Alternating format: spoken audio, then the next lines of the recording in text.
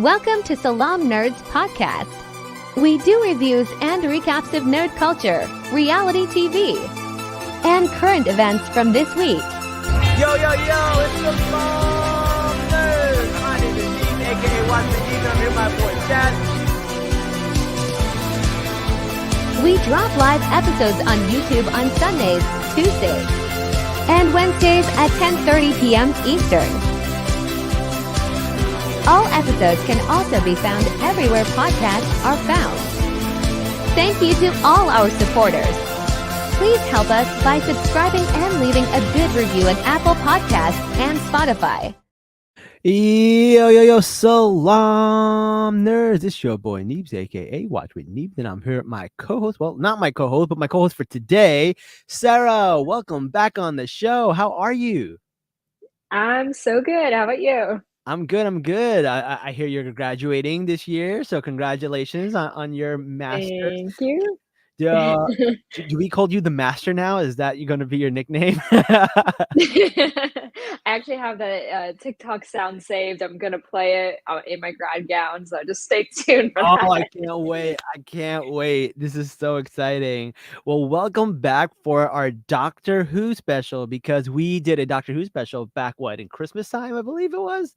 Yeah. With the Christmas episode, and we had some really cool conversation. We talked about some of the anti-Semitism in there. We talked about all of the themes and all of the Easter eggs. Lots of things that we're gonna call back to, because there's a lot of mystery behind this season. How are you feeling about it so far? Oh, it's so good. Like, best introduction. I mean, I wouldn't say like best introduction to a doctor ever, because I would say that's the 11th Doctor, but it was a really good introduction to Ncuti and like his doctor. And I feel like with all of like the backlash that he's gotten for his character, and like also like the side characters like Ruby Sunday and like Jinx Monsoon, I know has gotten backlash. They all did an incredible job in their respective episodes, so I'm really happy with it. That's awesome. We got some people in the comments. A better you coach. Hey, totally awesome to see you. Thank you for joining us. Yes, I totally agree with you. I love the direction it's going. It feels like classic Doctor Who. It kind of feels like the David Tennant Doctor Who a little bit.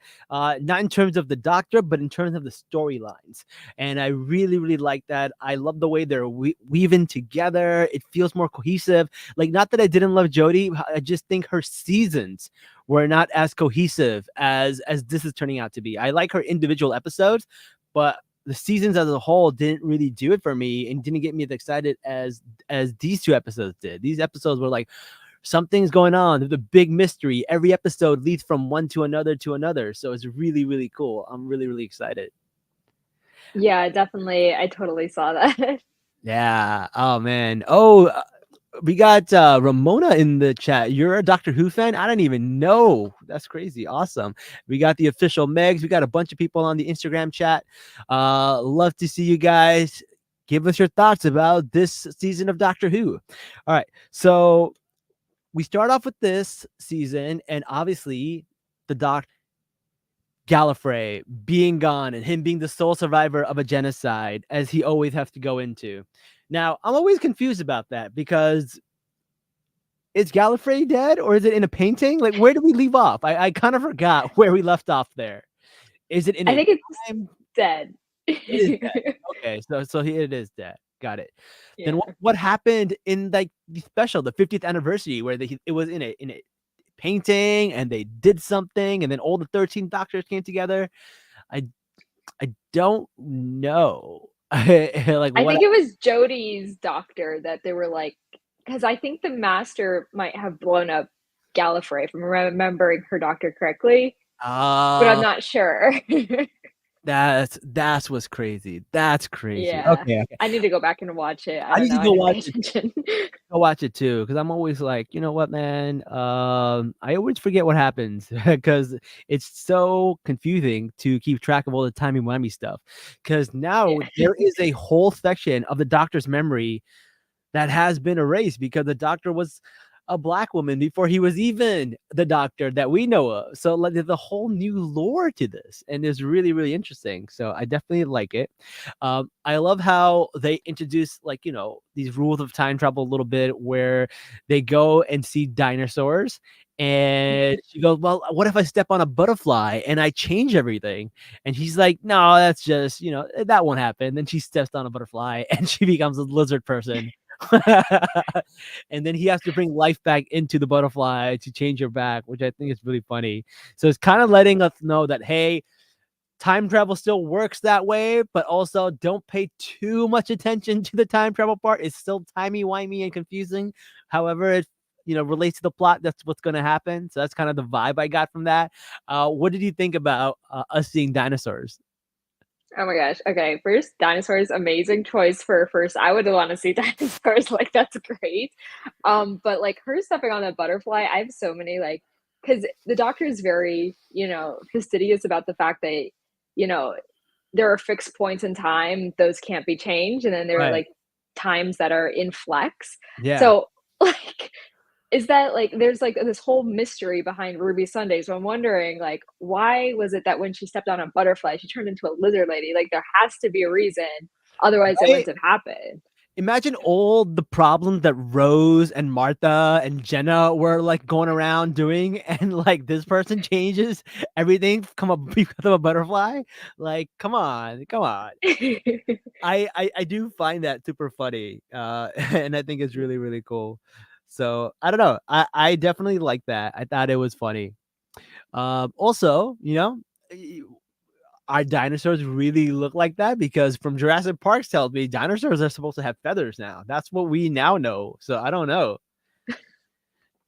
um well, I have no idea. I'll leave that to the paleontologists. Yeah, someone's got to fact check Doctor Who and figure out what happened. I really like it. So this episode, I believe it starts off strong. I really like it. Left off where the last episode ended, where she goes into the TARDIS. And then we go into this little factory and have a little bunch of test tubes of babies in there. And I'm like, what's going on here? I thought they were going to go into a very weird, dark take.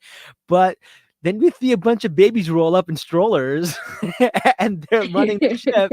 And I was like, well, this is adorable. What are your thoughts? I thought they were so cute. I was very like, "Oh my gosh, babies!" Like, yeah, yeah, I'm like that. But I thought every time I saw the baby, I was like, "Oh my gosh, this baby actress is like so good. It's so cute." I always thought like not the captain baby, but like the other baby who was also a lead. I thought Yeah. he was confused the whole time. Like I was just thinking, like this child is confused. I love the way they made their mouth moves a little bit. I don't know what they did. Did they give Yeah. them like peanut butter and make Peanut them butter, talk? yeah, I think Right? so. It's gotta be it. Yeah. Because that's what they do to dogs. If they want like a dog to talk like an Air Bud or whatever, they make them like chew their peanut butter. So I Oh, don't know. yeah, I I wouldn't be thought surprised. it was really really cool, and I love how they had these little contraptions with the ropes, and they like make these little pulleys to do Yeah. something because they don't have like tiny arms, which not unlike a T-Rex. Right. Yeah, they have the contraptions. They're so cute. It was such a cute little take. It was very Doctor Who-y. It was super cute. I wonder if they were like random baby actors they found, or they were like the kids of people who work on the show and write on the show. Like I don't know, because like where do you just I don't know find these either. babies? Because the babies did a great job. Yeah, they did, and they were all so cute. I can't like, I'll keep talking about how cute they were. Like, they were all so adorable. Technically, I don't know if they did a good job, because they could have been like 100 takes to get these themes right. For all I know, it must have been a fun episode to film, because like they were super cute and they got to hold the babies. Did you see the scene where they got hugged and they were all like, "Me too, me too"? So cute. Oh my god, I literally started crying. What? And then I was like, "Oh my gosh, why are the 2 lead babies the only ones getting picked up? Like, pick up all the other ones." I know. They're like, "When was the last time you got hugged?" And they were like, "Never." I was like, "Oh, never." That was so sad. So sad. That's Oh, so poor sad. babies. There is an actual job, like a volunteer job that people do, where they go to like orphanage and they just like hug babies, because like the the babies need like hug and warmth. So like if they're like, you know, they're put up for adoption or whatever, they just go and they hug them and give them like, you know, affection. That's like an actual like volunteer That's job at like the thing. It's so sad. it's so sad. I actually used to be a volunteer at Children's Hospital, and that's what I did at the NICU was, like, hold these, like, Yeah. Oh yeah. babies who were there, and yeah, it's like, they're cute, like, they're in the There's hospital, and they're cute, but they're the orphanage. I know, I know. Yeah. The babies were super adorable, and every time they ask a question, they were like, "We are brave, right? Aren't we brave? Like we were brave." And I was like, "Oh yes, you were, poor child." Parental validation. Oh my god! And then like you see the machine, they have to blow their nose and clean their nappies, and I was just like, "This is classic Doctor Who," where they're like kind of like tongue in cheek and kind of being funny, but also like, you know, gotta explain it sciencey way. Yeah, I thought yeah, it's kinda gross. Yeah, it was kind of gross. And then they introduced, but I do like the way those two things come back at the end, and I was like, oh, Yeah, because yeah, yeah, that's a very like, you know, Stephen Moffat and Russell T Davies kind of style where they'll like throw in these like yeah. random, you know, plot points that happen, and then they come back around at the end, which I really, really enjoy and I Yeah. really like. So I thought that was really, really cool. And also we noticed that like lots of babies involved when it comes to Ruby. Like, what's up with her and babies? Because there was a baby being kidnapped last time, and now there's more babies. I don't know. Yeah, I think the doctor brought that up in this episode and was like, "Oh, this is kind of, like, strange that you're, like, tied in with all these babies." Yeah, yeah. And then we see the nanny, which is like we think is some kind of AI, and it turned out to be a real whole ass person. Yeah, whole ass person living on that ship for so long. The only thing I thought about was, like, how did she get food? Right, right. How is she alive? How, like, what was she eating? What was she doing? Like, Yeah, I don't know. Like eating baby food? Like, maybe, for all we know. and then we learned that like everybody leaves, and she's the only one that gets left behind. But everybody was like really against leaving, but they had to Mhm. follow protocol, which is like, Yeah. I don't know, really sus. But they basically show like, you know, they don't really have the babies don't have memory of like what happened before and what was going on, so they don't have any idea. So I thought that was pretty interesting. But as they're talking, we see the doctor get pulled into a memory of him and Ruby. And well, not him and Ruby, but him on the day that Ruby was captured. And then also when she was, you know, brought to the church, and the snow gets pulled out from the memory into real time, which is super cool. I've never seen that before. What do you think it means?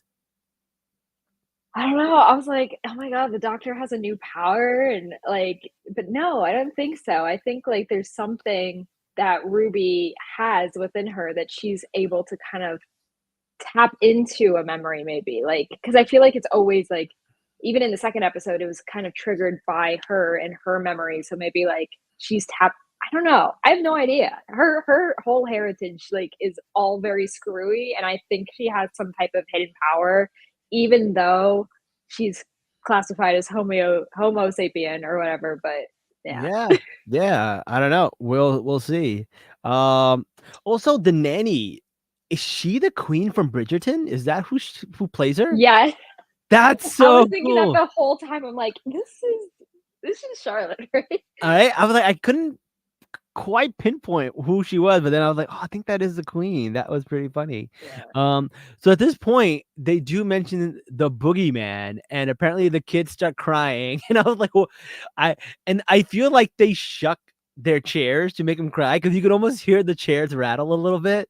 So I believe there's probably like men wearing like all green, like green screen outfits behind them, and they're moving the strollers and stuff, which I Oh think is my what's god. scaring them. I can only imagine. Oh my Like, god. your job description on, like, whatever you're applying for, you're a baby shaker. What was your qualifications for this job? That sounds horrible. Official job, baby shaker. Oh my god, that's so funny. Ugh. So they go and they look for this, you know, the boogeyman, and what they realize is the boogeyman is made out of boogies. Did you Too see much. that coming? I did not see that coming. I thought that was really clever and really funny. And then the fact that like Ruby gets like all this like slime right on her right before it happens. Disgusting. I felt so bad for her. I'm like, oh my god, I cannot even imagine. Like Yeah, initially, I was like, she's overreacting. Then I'm like, no, she's not. Like this is disgusting. I know. That's kind of gross. That's hella gross. You Yeah. get like snot all over you. Snot from like years of children's snot. That's gross. Oh my god. Oh. Oh my gosh. Could have been worse though. Could have been the nappies. You're right. It could have been worse. Oh my god, that's good. But we find out that what's happening is children need stories, and basically the ship's algorithm or something created a story for the kids. So basically, it gave them like a bedtime story, and all stories need a boogeyman. So it gave them a literal boogie man, which I think is really funny. And then Yeah. we see little Eric, and he wants to go out with a little like wooden little knife, and he goes, I'm going to fight this all because Ruby told him not to be afraid, and he was gonna go. And I was like, look at this brave little baby. It's like David and Goliath, but like David and Goliath gone wrong. I know. And then like the So poor cute baby gets though. kidnapped and they gotta find the baby. I thought that was a cute little story. But then they try to get rid of the boogeyman. The nanny puts him in an airlock and they try to get rid of him. And they change their mind. They're like, hey, listen, he's one of a kind. He's one of his kind. So, and he's sentient. And just because he's the boogeyman doesn't mean we have to kill him. And which is really interesting because I don't know if the other doctors would have done that. I feel like a lot of the other doctors would have just let them die. I definitely known a few of them letting people Yeah, die. yeah, a few of them, a few of them. Yeah. A few of them are kind of wild. So it's really interesting. Like this is a doctor who's a lot more pacifist than a lot of the other ones, who's kind of like everyone lives. We want a day with everyone lives. We can't sacrifice anybody. And I think that's the kind of doctor we're gonna get with Shooty. What are your thoughts? Yeah, I mean, I think at the beginning seasons of like the modern Doctor Who, I feel like almost all of the doctors except for like the ninth Doctor are pretty like balanced and don't really want any violence. I think slowly as like the episodes progress, the Doctor also kind of digresses, I guess, in terms of like Yeah. being a pacifist. So I feel like maybe later on we'll get a little bit more like rough around the edges. But I think right now we're having like a very like honeymoon phase Doctor. Yeah. Yeah, the ninth was pretty savage. And then also Yeah. I feel like 11 could be, well, he was the nicest, but also the scariest sometimes because Yeah, he would like give at some the end speeches. especially. Yeah. Yeah, yeah. Yeah. Yeah. So that was really, really cool. Yeah. And then they say the ship is stationary, so they can't get to the planet they need to get to. So what they realize is they have poop. They have methane, which they can use to combust gas and shoot the station into orbit to where they need to go. So they don't even have to basically take them all into the TARDIS and do that. Which, like, I would be like, listen, you can still take them into the TARDIS. They don't need to wait like 2 months to get to where they have to get to. Like, I don't know how long it's Yeah. gonna Oh take my gosh. them. Yeah. I saw that ship moving. I'm like, this ship's not gonna get there very fast. No, it's not gonna get there really fast. It's basically powered by farts. Great. Uh, Lovely. I was thinking like every kid who's watching this episode right now is probably laughing their face off because they got boogers, they got farts, they got babies, you know.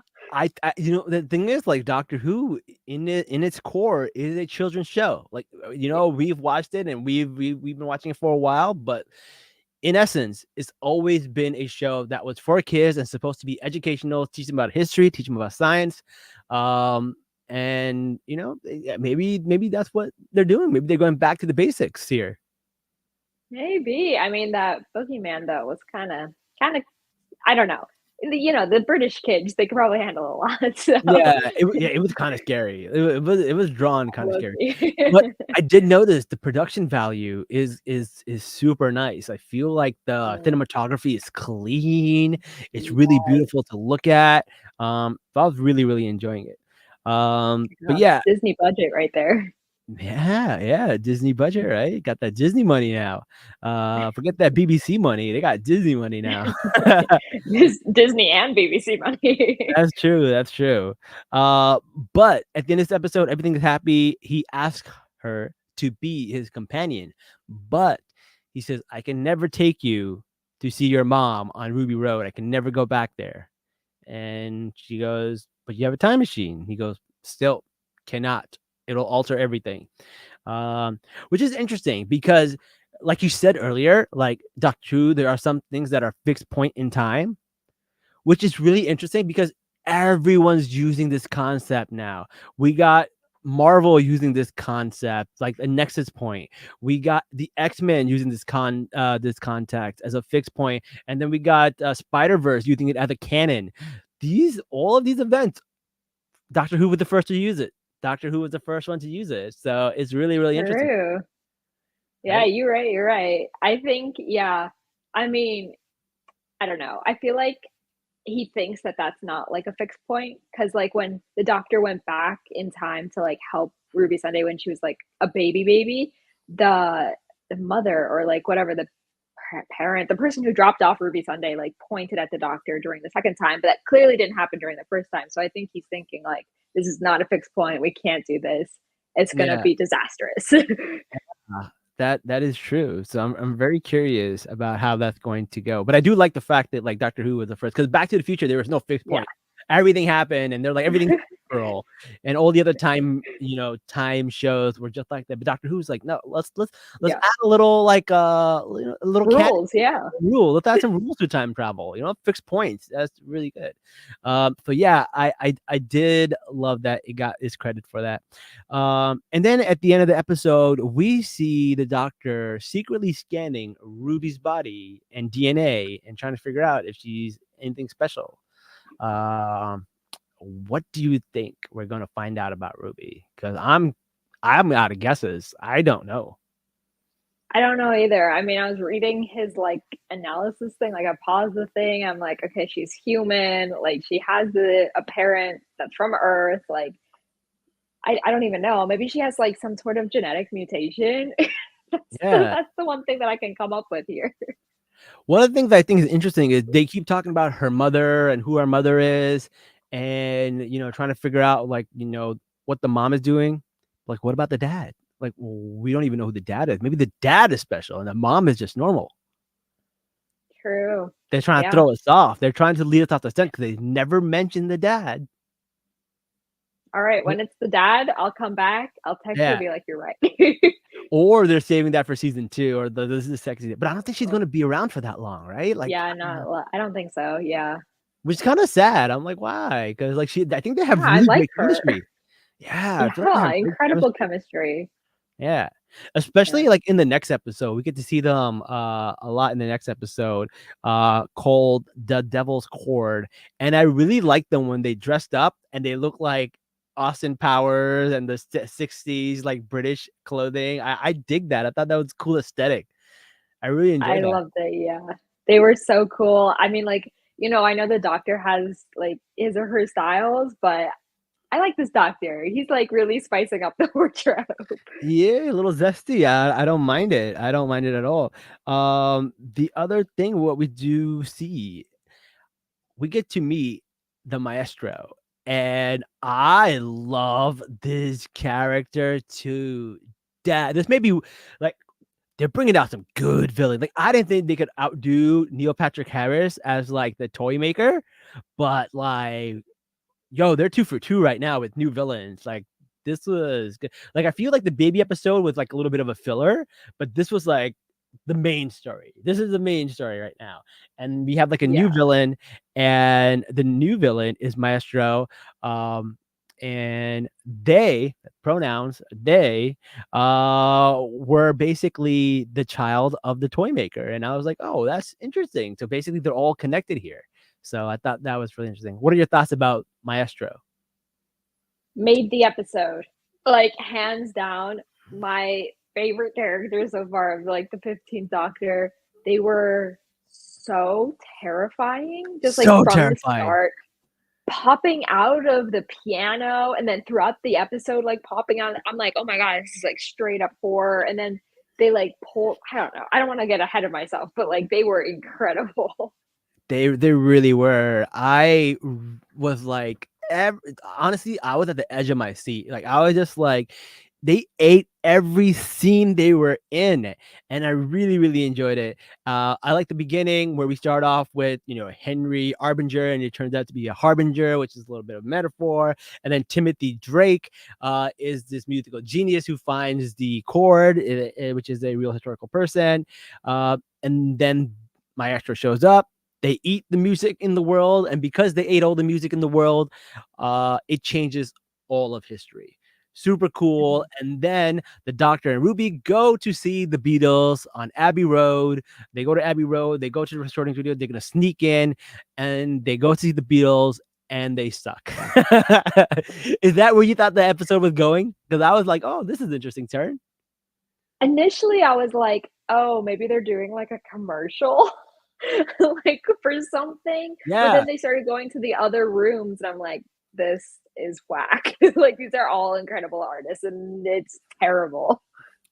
Now, here's something I want to talk about, and I mentioned this to you in the last episode, and we kind of just brushed it off, but we see it again in this episode with the Maestro. He breaks the fourth wall, or they break the fourth Oh wall, yeah, right? yep. And I was like, whoa, it wasn't a coincidence, because last time we saw the old lady break the fourth wall, and now we see the Maestro break the fourth wall, and they play the intro song with the piano. So they know the Doctor Who intro song. Dude, I don't know what's going on. This is breaking my brain right now. Like, I don't know what's Yes. happening. Yes, I also like freaked out when that was happening. And then not only that, but like then the theme song was playing on the Doctor's jukebox when they were in the I'm like, Like, what are they doing to us? Because it's breaking my brain right now. yeah, it's crazy. I'm like, oh my gosh, is this somehow gonna I don't even know how they would bring in us to that.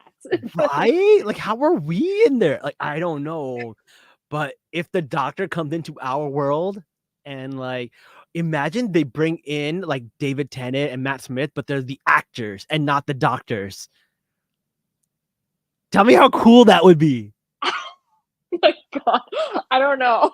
That's so crazy. That would be so crazy. Like the 15th Doctor walking in and being like, "Oh, Doctor," and then Dave's like, "Oh no, that's one of my characters." I know. I don't know, man. Like, are they at 100 episodes? That could be like the 75th episode or the 100th episode, and that would be like a really cool way Oh my to gosh, make it better. yeah.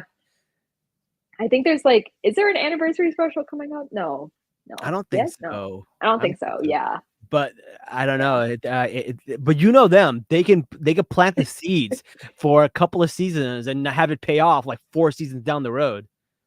yeah. Oh my gosh. I don't know. But that's really, really interesting. So I really like that. Yeah, so we meet the Beatles. They're singing about a like a dog or something, and they find out music's dead. And they're talking about how can music be dead? It's like, there's these tunes and stuff like that. So they talk to John Lennon, and they talk to Paul McCartney, and they kind of just like, they still have that music in them. They have like, the zest for music, but music is like something that's considered like very like lowbrow, crass. It's a bad job to have. It's like a janitor or something. So they're like, okay, but as they're talking about music, you can see Maestro shows up in a bunch of reflection. Super creepy, super scary. It's just love the way they did it. And you hear the giggles a little bit, like him laughing, right? You hear That's them so laughing. scary. Yeah. So I thought that was really, really interesting. And the Doctor's like, whatever, I'm gonna go bring a piano, have Ruby play music. And I was like, oh, how convenient, Ruby plays music. But then they give us a flashback and let us know, hey, she's always played music. I was like, oh, they got us. They got us. They planted that in there from the beginning. He watched her play music, so I thought that was really cool. Someone says Dr. Sarah in the house. Whoa, are you a doctor? Ooh, Oh, I don't think so. I think it's because the doctor. We're talking to the doctor. Yeah. Okay. So they play the music. She's playing a music about some lesbian friends of hers. And Maestro shows up, and the doctor is scared. It's not often we see the doctor scared. He goes, "That's what the giggles were," and he runs away. I've never seen the doctor that scared. He wasn't even that scared of the toy man, but he was scared of Maestro. Like, what are your thoughts about that? Yeah, I mean, I think because of his experience with the toy maker, he was like, okay, well, if I die here, I'm gonna have an issue. I can't really regenerate right now. Like maybe he was like thinking that because he kind of hinted at it, like I can't bi-generate, but I was also thinking maybe he couldn't regenerate because it was so quickly after. Or maybe it would have been like difficult. But then again, like even with the bogeyman, like he ran there too. So I was like, what is happening? Oh, right. He was really afraid of the boogeyman too. Yeah. Is Weird. that is strange because the boogeyman, they kind of explained it away. They were like, oh, because he is a children's scary thing. So it was meant to be Yeah. scary, and he was like the right pitch to be scary and the right auditory, like whatever. So I was like, okay, fine, I'll buy that. But now he's 2 for 2 for being scared. But man, the way they showed his fear was amazing. And then he hides, and Maestro's looking for him, and he's got this, menacing face. They got this menacing face, and he turns off all the sound. And this scene is so beautiful because like it builds the tension. There's no sound. You think he's getting away with it, and then Maestro, they take a tuning fork and they put it in water, and you see it in slow motion, and it looks beautiful. And then the sound comes back, and it's such a cool scene. What are your thoughts about that? It was such a beautifully crafted scene. Like it used senses like in a way that you're like, oh my gosh, this is just like gorgeous. Like by turning off like the sound of the show and then using the ripple and then having Maestro like showcase their emotions and the doctor being able to showcase their emotions. We weren't really relying on what was happening like verbally, but like just everything else. And it was really, really cool. No, it really, really was. I thought it was cool. So he gets so scared that he gets in the TARDIS and goes into the future, and he finds out that without music, pretty much the entire world just crumbles. And it kind of explains to you how important music is to the world, because if you can't express things in music, you're just gonna kill each other. Which I was like, oh, I never thought about it that way. How important music is, love, hate, anger. There's songs about war. There's songs about peace. There's always been songs to, get people to feel a certain way and express certain things. And you don't really understand how important music could be to the world until you don't have it. I thought that was an interesting thought. What are your thoughts about that? Yeah, I mean, I was like thinking like music has been around for so long, like just like even just making music off of like a string at some point in history to like now like having all of the technology that we have to create like all of these techno songs. And yeah, just like music has had an impact, I think, on every single person on the planet. And I think if music wasn't around, probably there would be people that would go insane, because I've heard like people say like music saved their lives, or like you don't know what would happen if music was not around. And I guess this is proof. Imagine a world with BBL Drizzy. Like it would be a terrible place.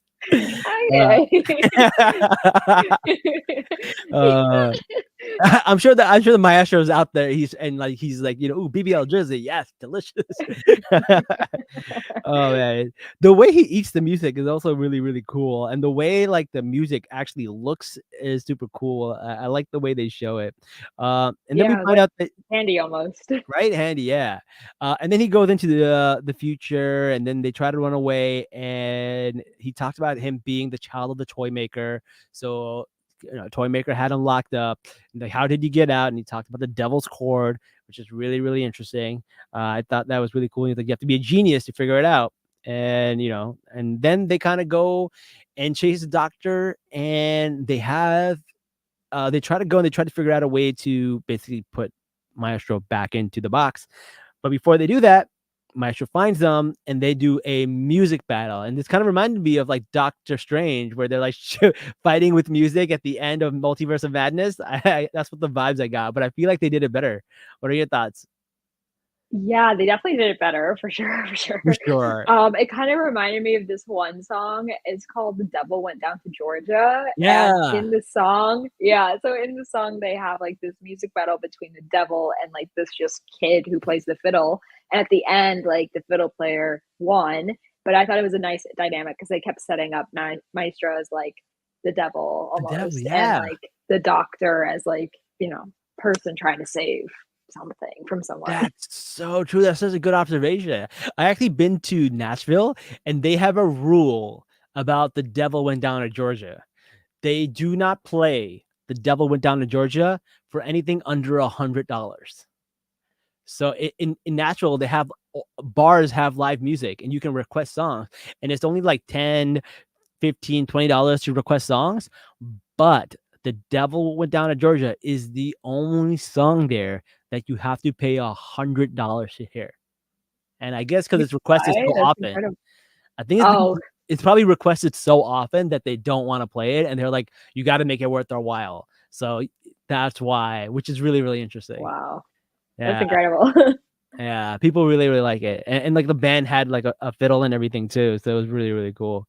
All right, so Maestro captures Ruby, strings her up. And then as he gets her to sing, Ruby starts singing this song, and the snow comes back. The same snow from the memory, the same snow from the day she was born. And Maestro gets scared. And they're like, what's going on here? I am freaking out. So we know there's something going on with Ruby, but we don't know what. Did this give you any more clue into what she is, or did this make you even more confused? Just made me more confused. I have no idea. They're giving us more questions, but no answers. Literally, I'm like, okay, well now she's making it snow instead of like before it was like, okay, maybe the doctor has like this new Right? power, but now it's like Ruby Sunday is actually the one who has this power. Like, It's very confusing. I'm trying to figure out what she's doing, but like I kind of love the fact that that we're not being able to figure it out. So they have this music battle with the chords, and then the doctor figures out what the chords are. Why? Not because he's a musical genius, but because he has lived for a very, very long time, and he has felt and experienced everything you can feel and experience, which made him adapt enough to be able to find the chords. But he finds all of them except for one, which makes him lose. Maestro captures him. They capture Ruby, but the Beatles show up at the end, and we see John. He's playing the chords, and then we see Paul join them, and they play the chords, and the Beatles save the Doctor. How do you feel about that? I love it. It's perfect ending, honestly. Like, of course, the Beatles found the lost chord. That makes complete sense. Makes complete sense. Makes complete sense. Uh, but as Maestro, as they are getting dragged to hell, um, they say the one who waits is coming. Who is the one who waits? I don't know what's going on with this. I think it connects to that person in this. I mean, like that was like I think the toy maker also said something like that Toymaker with also says David that, right? Tennant. Yeah, so there's something with like the Christmas Day and the one who waits, and there's something with Ruby. It's all I don't know what's going yeah, on. I feel like is the one who waits the big bad? Is he the main villain of this season? probably. I mean, Right? maybe not actually, because maybe they're like, oh yeah, maybe it could be the big bad, but maybe we'll just set it up as the big bad, and they won't be the big bad. They'll just be some random thing that kind of helps the doctor. I don't know. I feel like what's gonna happen is there's gonna be a big bad, but at the end of the season, we're gonna get all of the new villains back. So we're gonna get back the Toy Maker, we're gonna get back Maestro, and there's probably a few more villains we're gonna see before the end. But they're gonna have them come back like the Sinister Six, and then one person is going to be the main kingpin. It's gonna be the main villain, and that's probably gonna be the one who waits. Oh, I don't want that. You don't want to see them all come back? I feel like that would be like like a multiverse of madness. It does feel like a multiverse of madness, right? Yeah. Yeah. I kind of like I mean like I am hoping for more the villains to come back, but kind of like how they did it with like I guess if they were to do it like that, then like kind of like Pandorica with the 11th Mm, Doctor. I like yeah. how all of the villains kind of showed up for him and was like there. Yeah, Yeah. I like that setup, but I don't think I could take if they're like all like, okay, this guy is our leader. True. They may also like take away from each other's like spark because like Yeah. Neil Patrick Harris stole his scenes and so did Maestro. So I don't know. It'd be kind of hard to have so many really talented, really good characters in one episode. So we'll see. Yeah. But everything ends up being happy. But then the doctor looks at the camera and breaks the fourth wall and goes, "There's a twist," and then there's the dance sequence. What's going on here? I don't know. I have no idea. This is the third like song and dance. The first one was Neil Patrick Harris doing a whole song and dance. The second one was the Goblin King, and then the third one is this. It's True.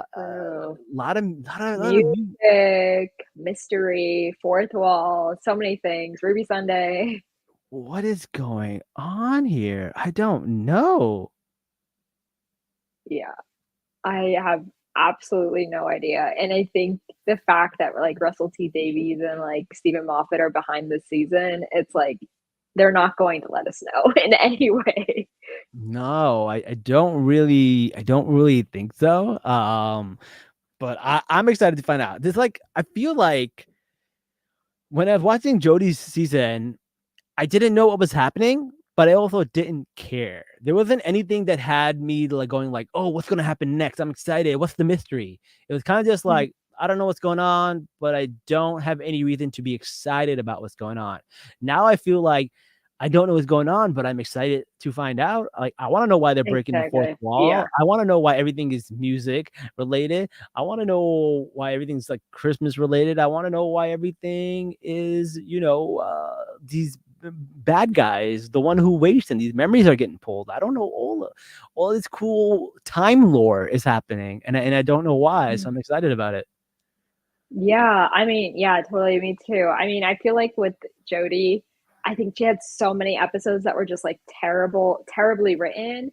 Mm, That like by the time we got to the last season when all of that mystery starts to happen, we're like, okay. And but like right. now they're like kicking it off with excellent episodes and just like they're immediately full start into this doctor. Yeah, yeah. Like I feel like the thing about Jodie's season, it felt like they didn't sit down and wrote a whole season out. They were kind of just writing as they went along, and they couldn't really Yeah. put everything together. Kind of like Star Wars, right? Like the three sequel Star Wars movies kind of came out, and they don't feel like cohesive stories. They feel like three Mhm. different stories that they kind of just like plug together. That's kind of Yeah. what Jodie's season kind of felt like. Whereas like this season feels like, okay, they have a plan. They sat down and wrote the whole thing out, and then they went back and cut it up into parts so that they could feel like episodes. Yeah. That's kind of what I feel like they're doing. So I'm kind of excited about that. The next episode is an interesting one because it seems like the entire episode takes place as they step on a mine. So they step on a mine and that's it. I think the whole episode takes place on a mine, and I don't know how they're going to pull that off. That's going to be a very difficult, or maybe they're just throwing us off in the trailer, and maybe there's way more to it. Yeah, I mean, the doctor did not look in a good position in that trailer. Like it looked like he was gonna bite the dust, but let's the doctor always pulls out something and we'll see. We'll see. Yeah, Hopefully we'll nothing see. crazy happens. Yeah, we'll see what something happens. But listen, this was great going over this with you. We have no answers for you guys. We just have more questions. So until we keep watching this, we're just going to give you guys more questions. But that's what we have for today's episode. Sarah, what are your thoughts overall on the way the season started off? I think it started great. I think this is a great introduction to the 15th Doctor. I think Ncuti and who's playing Ruby Sunday? Oh my gosh, I'm blanking on her name, but her as well. I think they're both doing an excellent job together as like kind of like a yin and yang pair. And I'm looking forward. I'm looking forward. The mystery has been set up. I am curious and I have a lot of questions and I want answers. Yeah, I'm really excited too. I kind of hope they pick up some more stragglers along the way, or if it's just going to be just them two. Like, I don't mind it being just them two. It was that way with Rose for a while. It was that way. Well, like even with Rose, they also had Rose's friend, right, Mickey. So like, Yeah, Mickey. yeah, and then Jenna, I think, was with them for by herself for a while. So they do it either way. Sometimes they'll have like multiple companions. Sometimes it's just one. I wouldn't mind if they pick up a few more stragglers on the way. I really find like that a lot of fun because there's more than one person to like riff off of. But since we're just getting introduced, I don't mind it just being Ruby for now. But yes, I'm really excited for it. I really enjoy it. I feel like, everyone's excited about Doctor Who again. It's been a while since we've been excited about Doctor Who, so I'm super dope and stoked about it. Sarah, let people know where they can find you before we go. Sure. So I'm on Instagram and YouTube at Movies and Tea, and then on TikTok at movies_and_tea. Yeah. Awesome. Well, thank you so much for joining us. Everybody, don't forget to like, share, comment, and subscribe. Don't forget to follow Sarah. Don't forget to follow me. And until next time, guys, Salaam, nerds.